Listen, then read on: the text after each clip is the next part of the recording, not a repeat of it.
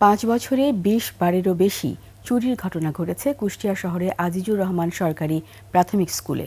চোরের উপদ্রবে তটস্থ শিক্ষার্থীরা একের পর এক চুরি আর অবকাঠামোগত নানা সমস্যার কারণে কমে গেছে শিক্ষার্থী।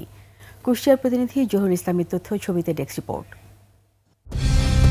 কালার এক্সপার্ট, জর্জ স্যাপ এবং মাইল্ড অন হ্যান্ডস টেকনোলজি সমৃদ্ধ অরিক্স ক্রিস্টাল ওয়াশ আপনার লন্ড্রি এক্সপার্ট। চোরের উপদ্রবে বন্ধ হওয়ার পথে এই সরকারি প্রাইমারি স্কুল।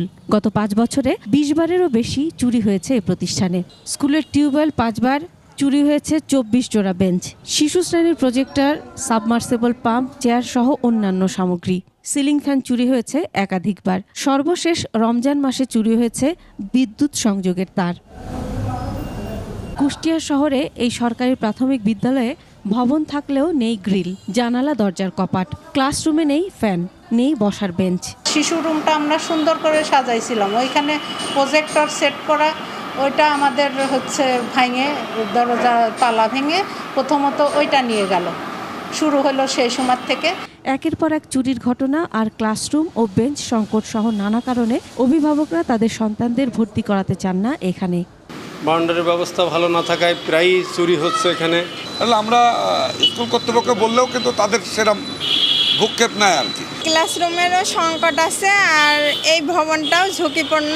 বেঞ্চ চুরি হয়ে গিয়েছে, আবার ফ্যান, ময়লা ঝুড়ি সব নিয়ে চলে গিয়েছে। এখানে খেলাধুলার মাঠ আগে ছিল, এখন ওয়াশরুম তৈরি হচ্ছে। বিদ্যালয়ে এই জীর্ণ দশার জন্য চোরকে দায়ী করেন শিক্ষকরা। বসার জায়গা নাই, ওই রুমটা যখন আমরা নিতাম তখন ছাদ থেকে ঝুড়ে ঝুড়ে পড়তো। আমাদের প্রধান অবকাঠামোগত সমস্যা, যে আমাদের পুরাতন ভবনটা যদি ভেঙে একটা নতুন ভবন দিত।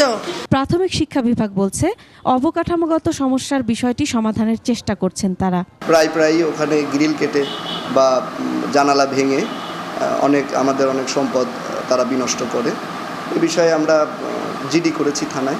উপজেলা প্রশাসন বলছে স্কুল চালানোর মতো পরিবেশ না থাকলে বিকল্প ব্যবস্থা নেওয়া হবে। প্রাথমিক যে শিক্ষা অফিসার আছেন তার মাধ্যমে আমরা খোঁজ নিয়ে দেখব যে এখানে চুরির সাথে ওই প্রতিষ্ঠানের কেউ জড়িত আছে কিনা, বা যদি ওই প্রতিষ্ঠানে থাকে তার বিরুদ্ধে আইনগত ব্যবস্থা নেওয়া হবে, এবং একই সাথে যদি বাইরের কেউ থাকে সেটি আমরা পুলিশের মাধ্যমে খুঁজে বের করব।